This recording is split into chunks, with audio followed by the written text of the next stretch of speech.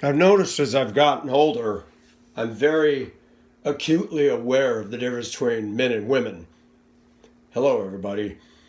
I It's frustrating. They do something called spider webbing. I don't know if Gary Smalley mentioned it in his book, The Love Languages, but many women I talk to, I'll be telling them something important, and they'll listen. They'll look at you, but if anybody comes in the peripheral area or anything comes within their side field of vision, it's like a watertight compartment door on the Titanic just goes bam.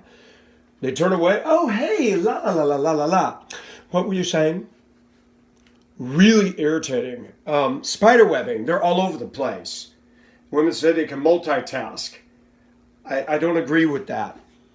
It's very rude. It's very unmannerly when you are having a conversation as a man and a woman flits. And I took a lady to a restaurant recently and I'm talking to her and then she notices the baby over here and then she notices the Silverado out the window. And I said, do you have ADD?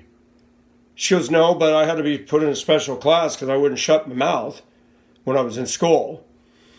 And I was talking to not my supervisor, but a supervisor at work. And whenever I have to tell her something, she's got the attention span of a nanosecond. I'll start to say, hey, I need to talk to you about something involving your drivers and this vehicle. They're not keeping it clean. They're tearing it up. And then, hey, girlfriend, hey. Why do women do that? The Bible tells men to dwell with your wives with understanding. But I confess, I don't have understanding about that. I don't understand why God made men and women so radically different. It almost seems as if though God himself allowed us to be so incompatible and then he expects it to work. There's a book called The Incompatibility of Men and Women. It was written in the 70s by a psychologist. It is not biblically based, but yet everything that guy says is the truth. And I love women, but that is one of the greatest problems to a relationship is they're so radically different than us. And I'm glad they're different in their bodies and stuff. Praise God.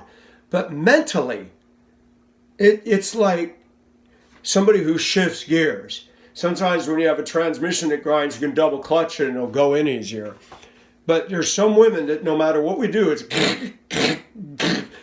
oh gosh, I don't want to do that again. Why do women spiderweb in their thinking? They don't focus on you and everybody else distracts. Something to think about. Just my observation.